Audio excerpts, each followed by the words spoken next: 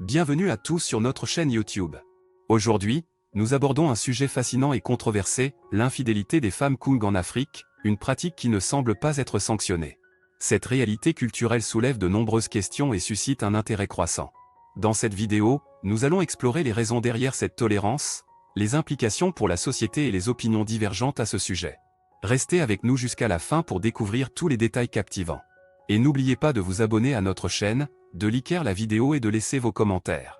C'est grâce à votre soutien que nous pouvons continuer à créer du contenu intéressant comme celui-ci. Alors, allons-y.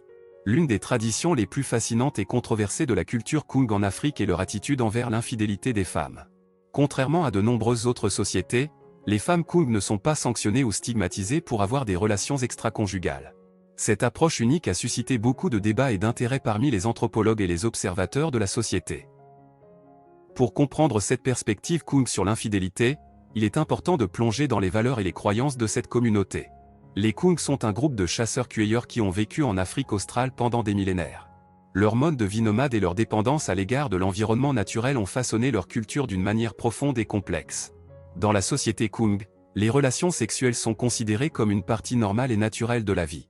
Elles sont souvent perçues comme un moyen de renforcer les liens sociaux et de promouvoir l'harmonie au sein du groupe. Les Kung ont une approche très détendue de la sexualité, ce qui se traduit par une tolérance accrue envers l'infidélité. L'infidélité chez les femmes Kung n'est pas considérée comme une trahison ou un acte immoral. Au contraire, elle est souvent considérée comme un moyen pour les femmes de satisfaire leurs désirs sexuels et émotionnels, sans compromettre les liens d'amitié et de solidarité qui existent dans leur communauté. Cette vision de l'infidélité met l'accent sur l'autonomie et l'émancipation des femmes, leur permettant d'explorer leur sexualité sans être jugées. Il convient de noter que cette approche de l'infidélité est spécifique à la culture Kung et ne doit pas être généralisée à d'autres sociétés.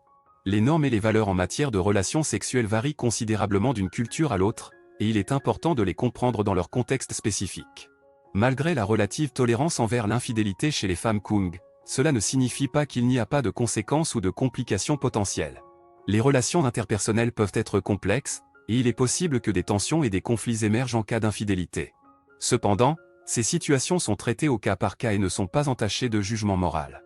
L'infidélité des femmes Kung a été largement étudiée par les anthropologues et les chercheurs intéressés par les dynamiques des relations sexuelles et de genre.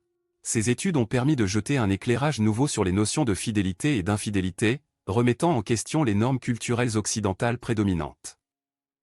En conclusion, l'infidélité des femmes Kung en Afrique est une réalité complexe et intrigante qui soulève de nombreuses questions sur les normes et les valeurs en matière de relations sexuelles. Alors que de nombreuses sociétés sanctionnent et stigmatisent l'infidélité, les Kung ont une approche plus tolérante et détendue.